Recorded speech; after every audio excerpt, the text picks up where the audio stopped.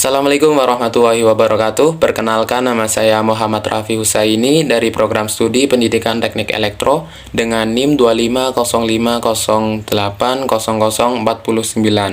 Di sini saya akan menjelaskan sebuah studi kasus atau permasalahan beserta solusi sesuai dengan filsafat pendidikan.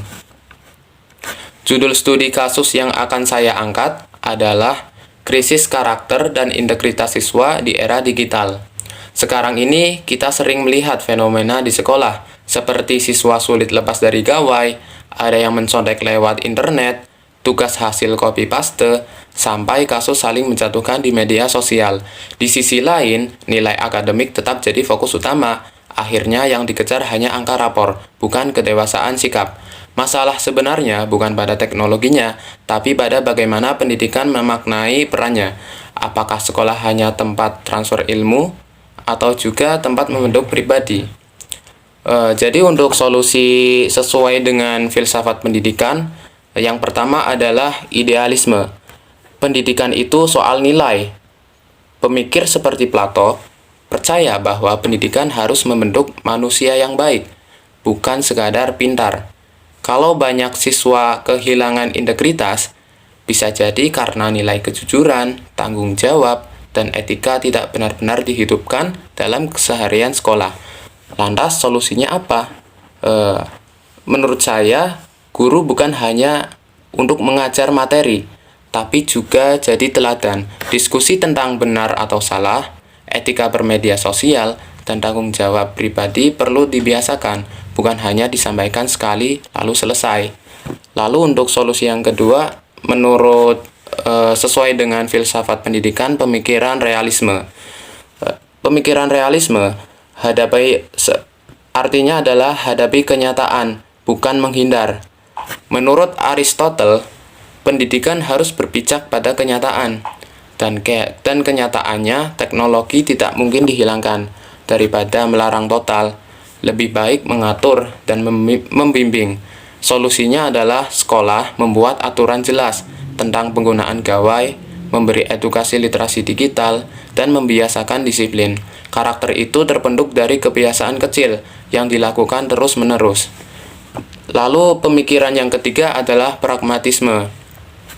Pragmatisme adalah belajar dari pengalaman nyata. Tokoh seperti John Dewey melihat pendidikan sebagai proses belajar lewat pengalaman. Kalau siswa hanya diceramahi soal moral, tapi tidak pernah diajak berdiskusi atau menghadapi kasus nyata, nilai itu sulit untuk melekat. Solusinya adalah ajak siswa membahas kasus cyberbullying yang sedang viral, buat proyek kolaboratif, atau diskusi tentang dampak plagiarisme.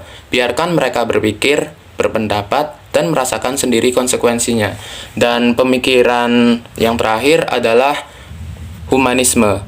Humanisme sama dengan memanusiakan siswa. Pendekatan humanisme banyak dipengaruhi oleh Abraham Maslow dan Carl Roger.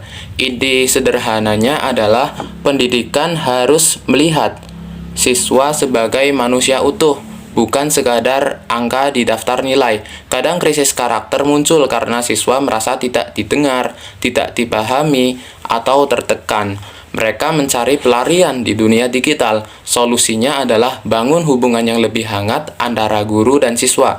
Ciptakan ruang aman untuk berbicara, beri mereka kesempatan mengekspresikan pendapat tanpa takut dihakimi. Saat siswa merasa dihargai, mereka cenderung lebih bertanggung jawab. Kesimpulan dari yang saya jelaskan adalah krisis karakter di era digital bukan cuma soal anak-anak yang terlalu sering main HP.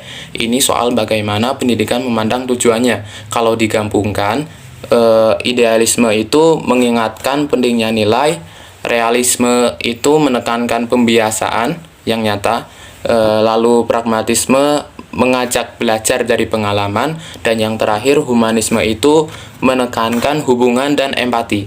Kalau keempatnya berjalan seimbang, sekolah tidak hanya menghasilkan siswa yang pintar, tapi juga pribadi yang dewasa, berintegritas, dan siap menghadapi dunia digital dengan bijak. Sekian dari saya untuk penjelasan studi kasus beserta solusi sesuai dengan filsafat pendidikan. Kurang lebihnya mohon maaf. Wassalamualaikum warahmatullahi wabarakatuh.